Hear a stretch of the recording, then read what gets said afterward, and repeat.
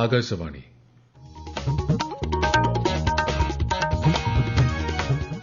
നമസ്കാരം.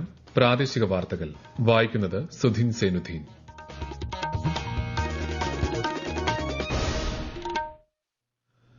പ്രധാന വാർത്തകൾ. സാമ്പത്തിക സർവേ റിപ്പോർട്ട് ധനമന്ത്രി നിർമ്മല സീതാരാമൻ പാർലമെന്റിന്റെ മേശപ്പുറത്ത് വെച്ചു. ആഗോള സാമ്പത്തിക പ്രതിസന്ധികൾക്കിടയിലും ആഭ്യന്തര വളർച്ച രാജ്യത്തെ സാമ്പത്തിക നില മെച്ചപ്പെടുത്തിയതായി റിപ്പോർട്ട്. മൂന്നാം നരേന്ദ്രമോദി സർക്കാരിന്റെ ആദ്യ ബജറ്റ് നാളെ പാർലമെന്റിൽ അവതരിപ്പിക്കും. സംസ്ഥാനത്ത് നിപ ജാഗ്രത കർശനമാക്കി ആരോഗ്യവകുപ്പ്. സമ്പർക്ക പട്ടികയിലുള്ള 9 പേരുടെ പരിശോധനാ ഫലം നെഗറ്റീവെന്ന് ആരോഗ്യമന്ത്രി വീണ ജോർജ്. സംസ്ഥാനത്തെ ഉന്നത വിദ്യാഭ്യാസ മേഖലയിൽ വിദ്യാർത്ഥി കേന്ദ്രീകൃതമായ മാറ്റമാണ് നടക്കുന്നതെന്ന് മന്ത്രി ആർ ബിന്ദു. ശ്രീലങ്കയിൽ നടക്കുന്ന ഏഷ്യാകപ്പ് വനിതാ ട്വന്റി ക്രിക്കറ്റിൽ ബംഗ്ലാദേശ് തായ്ലന്റ് മത്സരം അല്പസമയത്തിനകം. ഇന്നത്തെ ആദ്യ മത്സരത്തിൽ മലേഷ്യയ്ക്കെതിരെ ശ്രീലങ്കയ്ക്ക് ജയം. വാർത്തകൾ വിശദമായി. പാർലമെന്റിന്റെ വർഷകാല സമ്മേളനത്തിന് തുടക്കമായി. നാളെയാണ് കേന്ദ്ര ബജറ്റ്. പ്രധാനമന്ത്രി നരേന്ദ്രമോദിയുടെ നേതൃത്വത്തിലുള്ള മൂന്നാം സർക്കാർ അധികാരത്തിലെത്തിയതിനു ശേഷമുള്ള ആദ്യ ബജറ്റാണിത്. സമ്മേളന കാലയളവിൽ 6 പുതിയ ബില്ലുകൾ സർക്കാർ അവതരിപ്പിക്കും. അടുത്ത മാസം 12 വരെയാണ് സഭ സമ്മേളിക്കുന്നത്. ബജറ്റ് സമ്മേളനത്തിന്റെ ആദ്യ ദിനമായ ഇന്ന് 2023-24 വർഷത്തെ സാമ്പത്തിക സർവേ റിപ്പോർട്ട് ധനമന്ത്രി നിർമ്മല സീതാരാമൻ പാർലമെന്റിന്റെ മേശപ്പുറത്ത് വെച്ചു. ആഗോള സാമ്പത്തിക പ്രതിസന്ധികൾക്കിടയിലും 2023-24 സാമ്പത്തിക വർഷത്തിൽ ആഭ്യന്തര വളർച്ച രാജ്യത്തെ സാമ്പത്തിക നില മെച്ചപ്പെടുത്തിയതായി സർവേ പ്രതിപാദിക്കുന്നു. വിശദാംശങ്ങളിലേക്ക്. ഇന്ത്യ അതിവേഗം വളരുന്ന സമ്പദ് വ്യവസ്ഥയായി തുടരുകയാണെന്ന് സാമ്പത്തിക സർവേ റിപ്പോർട്ട് വ്യക്തമാക്കുന്നു. മുഖ്യ സാമ്പത്തിക ഉപദേഷ്ടാവ് ഡോക്ടർ വി അനന്ത നാഗേശ്വരന്റെ മേൽനോട്ടത്തിൽ ധനമന്ത്രാലയത്തിലെ സാമ്പത്തിക കാര്യ വകുപ്പാണ് രേഖ തയ്യാറാക്കിയത്. ചരക്കു സേവന കയറ്റുമതിയിൽ വർധന ഉണ്ടായേക്കുമെന്നും തെക്ക് കിഴക്കൻ മൺസൂണിലൂടെ കാർഷിക മേഖല മെച്ചപ്പെടുമെന്നും സർവേയിൽ സൂചിപ്പിക്കുന്നു. ചരക്കു സേവന നികുതി, പാപ്പർട്ട് നിയമസംഹിത എന്നിവയിലെ പരിഷ്കരണം സാമ്പത്തിക മേഖലയിൽ ഗുണം നൽകുന്നുണ്ട്. 2025 സാമ്പത്തിക വർഷത്തിൽ പണപ്പെരുപ്പം 4.5% കേന്ദ്ര ബാങ്ക് കരുതുന്നത്. 2026 സാമ്പത്തിക വർഷത്തിൽ ഇത് 4.1% താഴുമെന്നും റിസർവ് ബാങ്ക് കണക്ക് കൂട്ടുന്നതായി സർവേയിൽ പറയുന്നു. രാജ്യത്തെ പണപ്പെരുപ്പം 2024 സാമ്പത്തിക വർഷത്തിൽ 4.6%-വും 2025-ൽ 4.2%-വുമായിരിക്കുമെന്നാണ് അന്താരാഷ്ട്ര നാണ്യനിധിയുടെ പ്രവചനം. News desk Akashvani.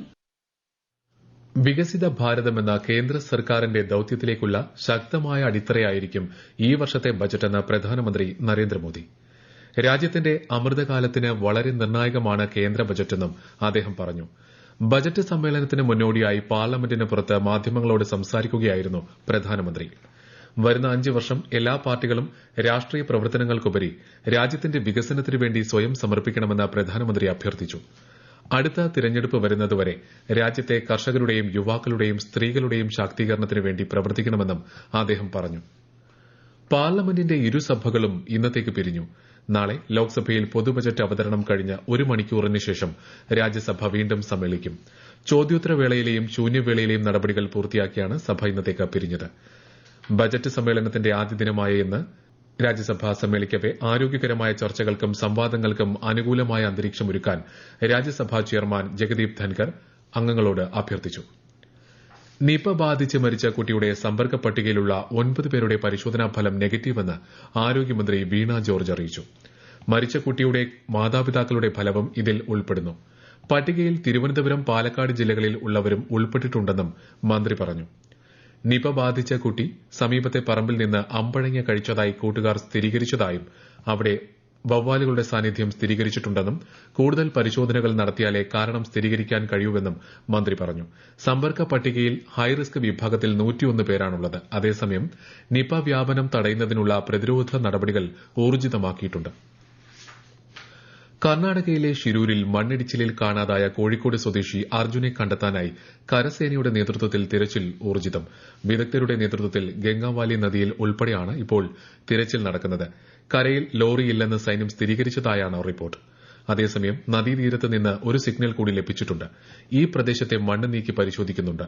മോശം കാലാവസ്ഥ തിരച്ചിലിന് വെല്ലുവിളി ഉയർത്തിയിരുന്നു. അമീബിക് മസ്തിഷ്ക ജ്വരം ബാധിച്ച് ചികിത്സയിലായിരുന്ന 14 വയസ്സുകാരന് രോഗമുക്തി. കോഴിക്കോട് മേലടി സ്വദേശിയായ കുട്ടിക്കാണ് രോഗം ഭേദമായത്. ലോകത്ത് തന്നെ ഇത്തരത്തിൽ രോഗമുക്തി കൈവരിച്ചിട്ടുള്ളത് 11 പേർ മാത്രമാണ്. 97% മരണനിരക്കുള്ള രോഗത്തിൽ നിന്നാണ് കുട്ടിയെ ജീവിതത്തിലേക്ക് തിരികെ എത്തിക്കാൻ സാധിച്ചത്. ഏകോപനത്തിനും ചികിത്സയ്ക്കും നേതൃത്വം നൽകിയ മുഴുവൻ ടീമിനെയും ആരോഗ്യമന്ത്രി വീണ ജോർജ് അഭിനന്ദിച്ചു. കുട്ടിക്ക് വേണ്ടിയുള്ള മരുന്ന് ആരോഗ്യവകുപ്പ് പ്രത്യേകമായി എത്തിച്ചു നൽകിയിരുന്നു. 3 ആഴ്ച നീണ്ട ചികിത്സയ്ക്കൊടുവിലാണ് രോഗമുക്തി നേടിയത്. ഈ വാർത്തകൾ ആകാശവാണിയിൽ നിന്ന്. സംസ്ഥാനത്തെ ഉന്നത വിദ്യാഭ്യാസ മേഖലയിൽ വിദ്യാർത്ഥി കേന്ദ്രീകൃതമായ മാറ്റമാണ് നടക്കുന്നതെന്ന് മന്ത്രി R Bindu. Malampuzha IHRD college of applied science academic ബ്ലോക്കിന്റെ 1ാം നിലയുടെ ഉദ്ഘാടനം നിർവഹിച്ച് സംസാരിക്കുകയായിരുന്നു മന്ത്രി. നൂതനമായ ആശയങ്ങൾ മുന്നോട്ട് വയ്ക്കുന്ന വിദ്യാർത്ഥികൾക്ക് വലിയ പ്രോത്സാഹനമാണ് സർക്കാർ നൽകുന്നത്. 5 മുതൽ 25 ലക്ഷം രൂപ വരെ സർക്കാർ യങ് ഇന്നവേറ്റേഴ്സ് പ്രോഗ്രാമിലൂടെ നൽകുന്നുണ്ടെന്നും മന്ത്രി പറഞ്ഞു. പൊതുജനങ്ങളെ ബുദ്ധിമുട്ടിക്കുന്ന തരത്തിൽ 108 ആംബുലൻസ് ജീവനക്കാർ അടിക്കടി സമരം ചെയ്യുന്നത് സംബന്ധിച്ച് അന്വേഷണം നടത്തി റിപ്പോർട്ട് സമർപ്പിക്കണമെന്ന് മനുഷ്യാവകാശ കമ്മീഷൻ.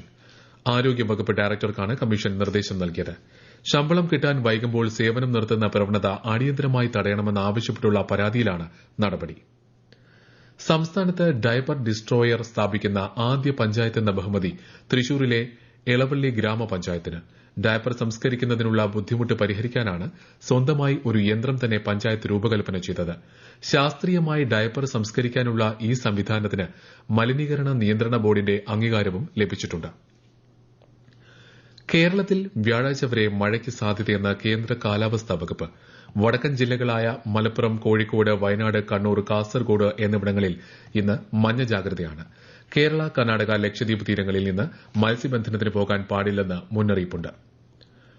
കേരള തീരത്ത് കള്ളക്കടൽ പ്രതിഭാസത്തിനും ഉയർന്ന തിരമാലയ്ക്കും സാധ്യതയുള്ളതിനാൽ മത്സ്യത്തൊഴിലാളികളും തീരദേശവാസികളും ജാഗ്രത പാലിക്കണമെന്ന് ദേശീയ സമുദ്രസ്ഥിതി പഠന ഗവേഷണ കേന്ദ്രം അറിയിച്ചു. ശ്രീലങ്കയിൽ നടക്കുന്ന ഏഷ്യാകപ്പ് വനിതാ ട്വന്റി ക്രിക്കറ്റിൽ ബംഗ്ലാദേശ് തായ്ലന്റ് മത്സരം അല്പസമയത്തിനകം. ഇന്ന് ഉച്ചയ്ക്ക് നടന്ന ആദ്യ മത്സരത്തിൽ മലേഷ്യയ്ക്കെതിരെ ശ്രീലങ്കയ്ക്ക് 144 റൺസ് ജയം. ആദ്യം ബാറ്റ് ചെയ്ത ശ്രീലങ്ക നിശ്ചിത ഓവറിൽ 184 റൺസ് നേടി. മറുപടി ബാറ്റിംഗിനിറങ്ങിയ മലേഷ്യ 19.5 ഓവറിൽ 40 റൺസ് നേടി എല്ലാവരും പുറത്താവുകയായിരുന്നു. തിരുവനന്തപുരം ജില്ലയിലെ വനിതകൾ ഗൃഹനാഥരായുള്ള കുടുംബങ്ങളിലെ കുട്ടികൾക്ക് വിദ്യാഭ്യാസ ധനസഹായം നൽകുന്ന വിദ്യാധനം പദ്ധതി 2024-25ലേക്ക് അപേക്ഷ ക്ഷണിച്ചു.